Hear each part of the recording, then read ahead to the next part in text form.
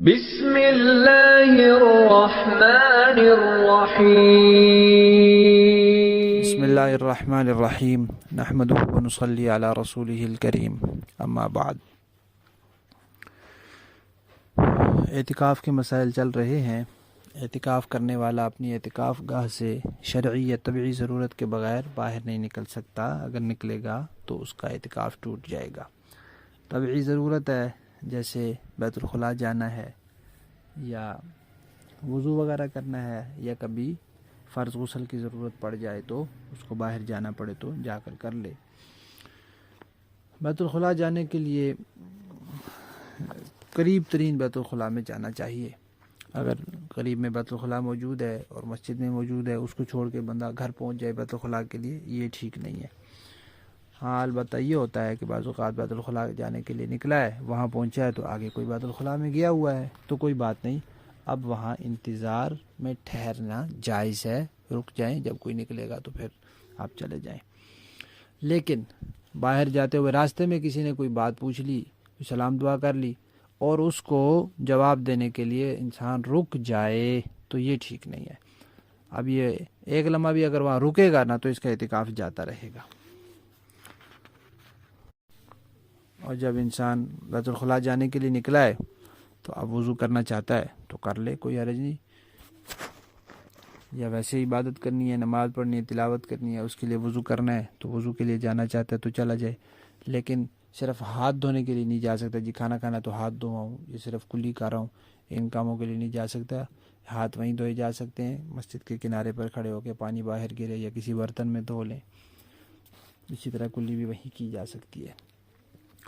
اعتکاف کے دوران جو فرض غسل ہے اس کی تو اجازت ہے، اس کے علاوہ اعتکاف کے دوران گرمی کی وجہ سے یا جمعے کا غسل اس کی اجازت نہیں ہے۔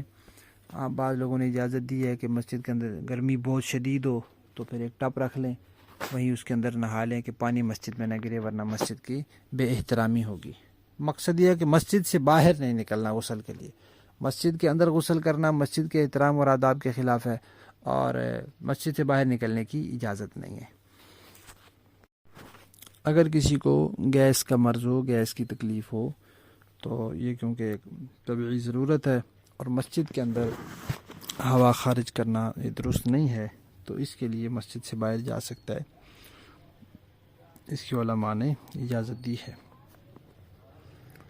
اسی طرح کھانا کھانا طبعی ضرورت ہے اور کوئی اور کھانا پہنچانے والا نہ ہو تو پھر یہ کھانا لینے بھی جا سکتا ہے، لیکن پھر رکے نہیں، کہیں بات چیت نہ کرے، بس کھانا پکڑے اور فوراً پہنچے وہاں، واپس آ جائے۔ اور ایسے وقت میں نکلے، پہلے سے بتایا ہو کہ اتنے بجے کھانا تیار رکھیں۔ پھر اگر گیا ہے اور ابھی وہ کھانا ڈال رہے ہیں تو اس کی وجہ سے رکنا پڑا ہے، وہ الگ بات ہے، طبعی ضرورت ہے۔ جیسے بیت الخلاء کے لیے گیا تھا تو کوئی گیا ہوا ہے تو رکنا پڑ گیا تو کوئی بات نہیں، گنجائش ہے۔ دانت صاف کرنے کے لیے نہیں نکل سکتا، البتہ جب وضو کرے تو اس وقت مسواک کر لے، چاہے اس میں جتنی دیر لگے کوئی بات نہیں، لیکن خام خواہ وقت وہاں صرف کرے، ضرورت کی جو مسواک ہے وہ کرے۔ ضرورت کے بغیر باہر نکلے تب بھی اعتکاف ٹوٹ جائے گا۔ باہر کسی ضرورت کی وجہ سے نکلا تھا لیکن بغیر ضرورت کے ٹھہر گیا یا دیر لگا دی خام خواہ تو بھی اعتکاف ٹوٹ جائے گا۔ کسی شدید مجبوری میں نکلا، کوئی بندہ تھا بیچارہ، اس کو مرنے سے اس کو بچانے کے لیے نکلا تو اعتکاف تو ٹوٹ جائے گا، لیکن اس کو گناہ نہیں ہوگا۔ اسی طرح کسی نے زبردستی پکڑ کے باہر دھکا دے دیا، نکال دیا، تب بھی اعتکاف ٹوٹ جائے گا، لیکن اس کو اعتکاف توڑنے کا گناہ نہیں ہوگا اور اس کو بعد میں قضا کرنی پڑے گی۔